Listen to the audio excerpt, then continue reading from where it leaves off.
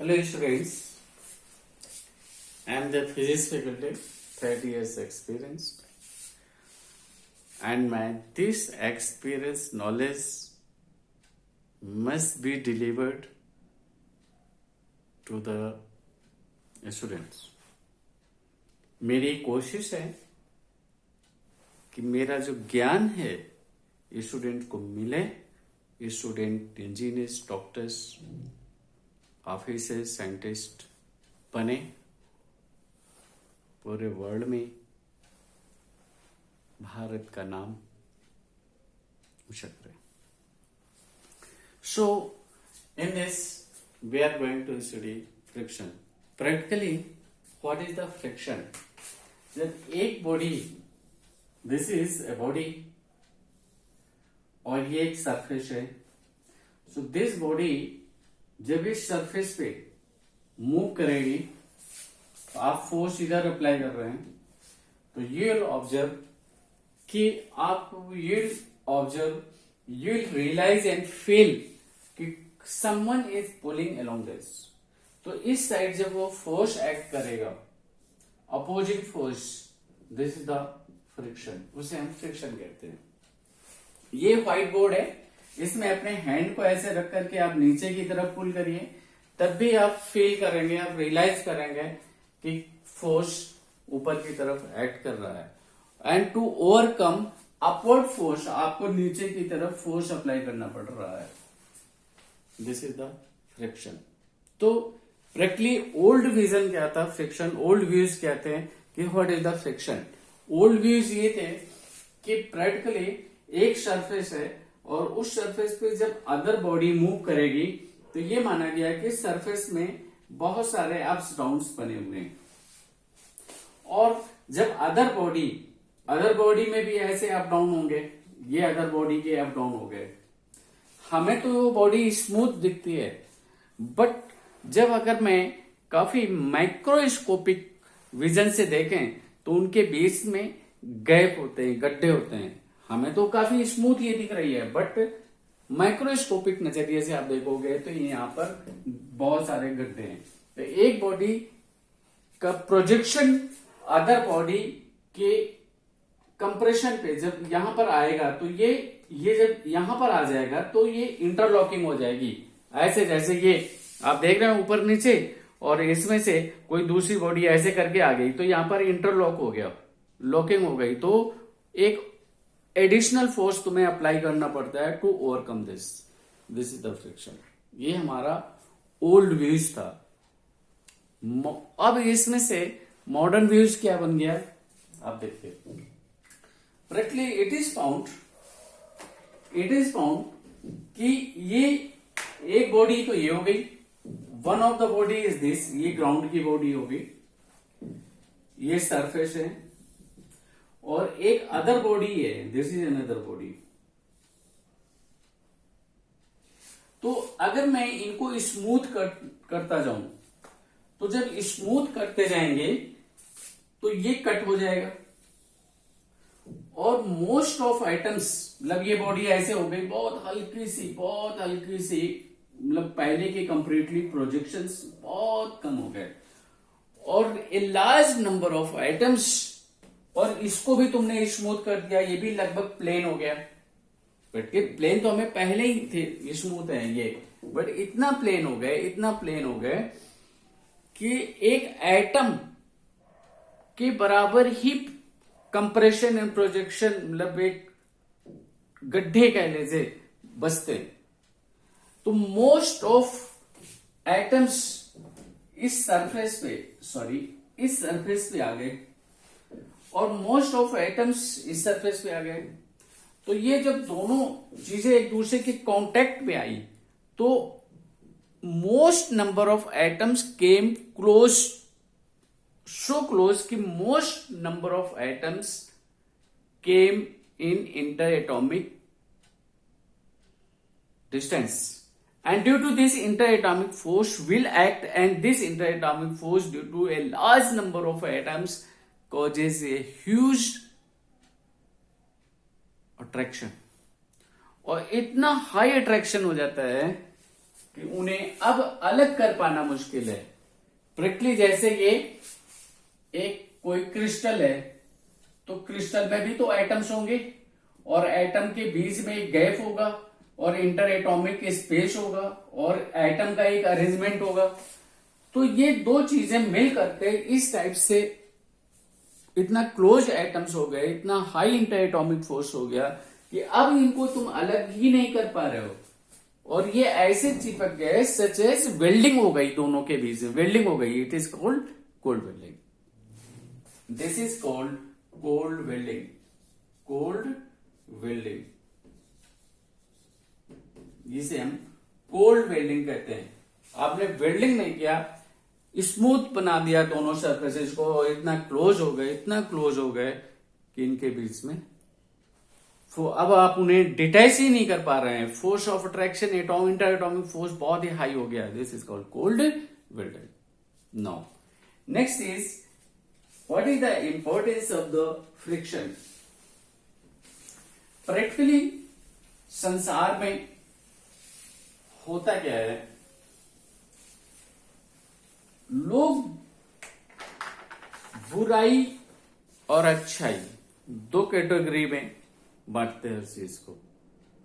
और फ्रिक्शन, जिससे आपके व्हीकल्स की स्पीड कम हो जाती है और बेयरिंग में अगर फ्रिक्शन ज्यादा हो गया, बेयरिंग टूट जाएगी या पता चला व्हील आपका जाम हो जाएगा, सर्कुलेट नहीं होगा, समस्याएं ही समस्याएं।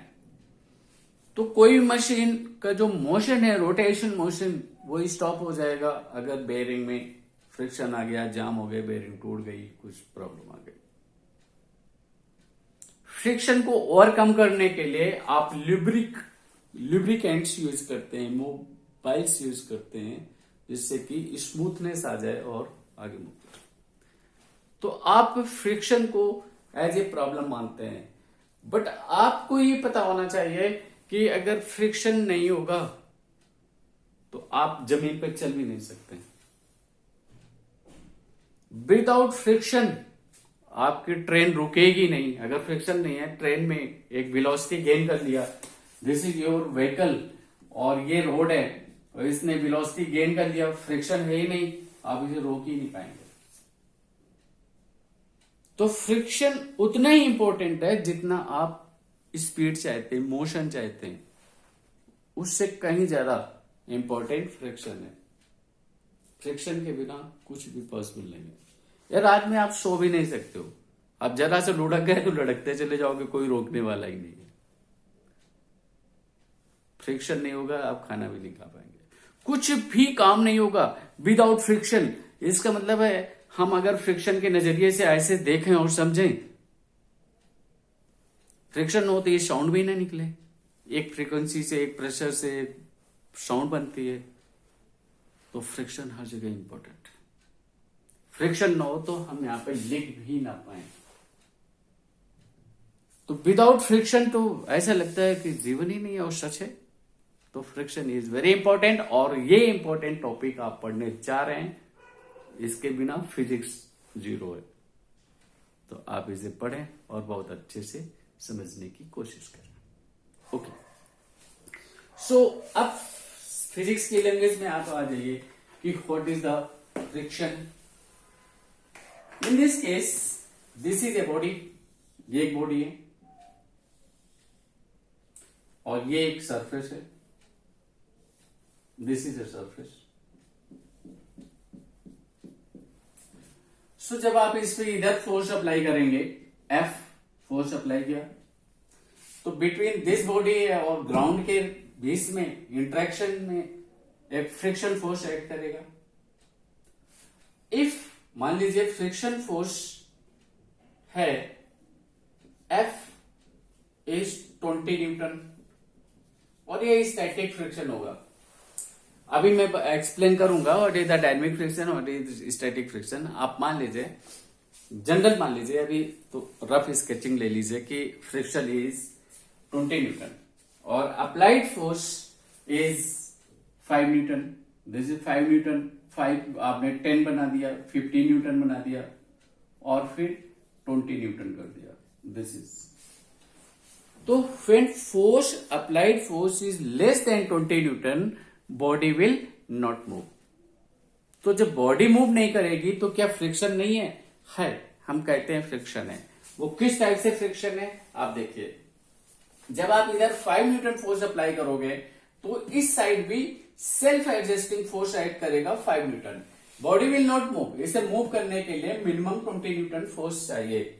Body will not move, but जितना फोर्स आपने इधर 5 न्यूटन अप्लाई किया, इधर 5 न्यूटन, इधर 8 न्यूटन, तो इस साइड भी 8 newton is called force of, इस फोर्स ऑफ फ्रिक्शन को हम सेल्फ एडजस्टिंग फोर्स कहते हैं।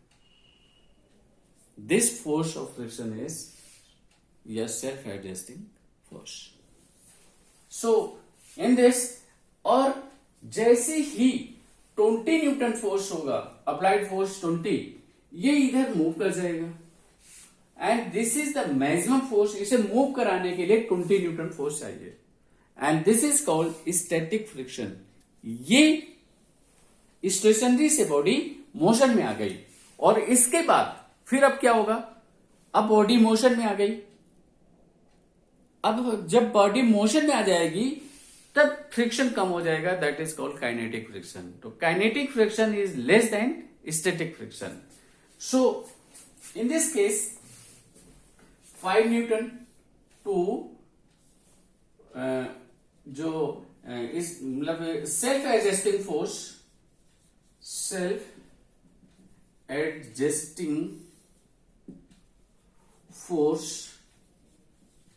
इज लेस देन 20 न्यूटन से लेस होगा।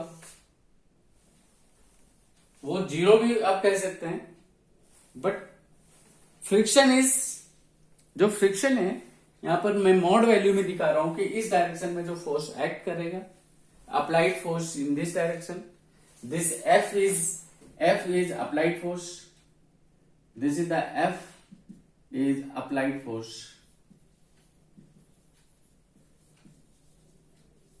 दिस इज अप्लाइड फोर्स और ये फोर्स ऑफ फ्रिक्शन है।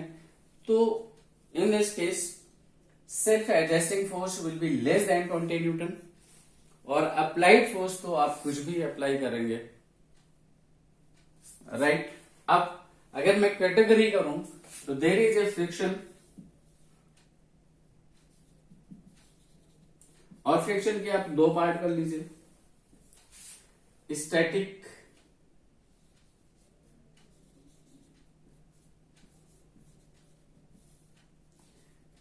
फ्रिक्शन, और ये मैक्सिमम होता है, दिस इज द मैक्सिमम। क्योंकि जब बॉडी मोशन में आ जाएगी तब फ्रिक्शन एक्ट करेगा, वो कम होगा। स्टैटिक इज 20, सो जब मोशन में बॉडी होगी तो तब जो फ्रिक्शन फोर्स एक्ट करेगा that is less than static friction और दैट इज कॉल्ड डायनेमिक और काइनेटिक फ्रिक्शन। डायनेमिक और kinetic friction, this is less than static friction. तो ये थोड़ा सा व्यू है अबाउट द फ्रिक्शन, आप देख लो, मैं थोड़ा ही बोलूंगा एंड मैं अभी इसका ग्राफ रिप्रेजेंट कर रहा हूं। कोई डाउट है तो आप प्लीज पूछ लीजिए।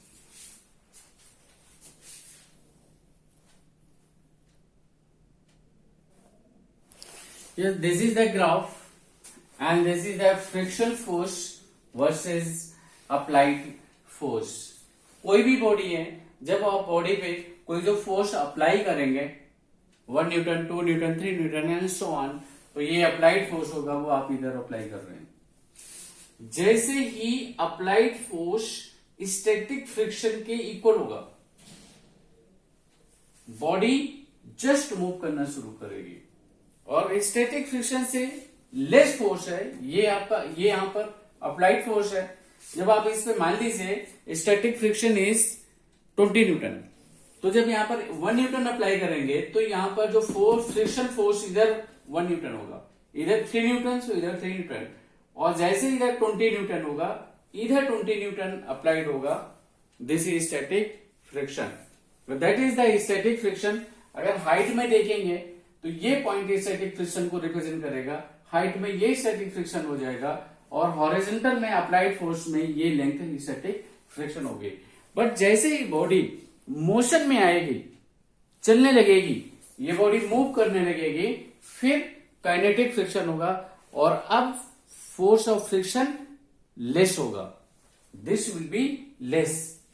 तो इधर जो फ्रिक्शन फोर्सेस एक्ट कर रहे हैं लेस देन 20 है, स्टैटिक फ्रिक्शन है, उन्हें हम सेल्फ एडजस्टिंग फोर्स कहते हैं।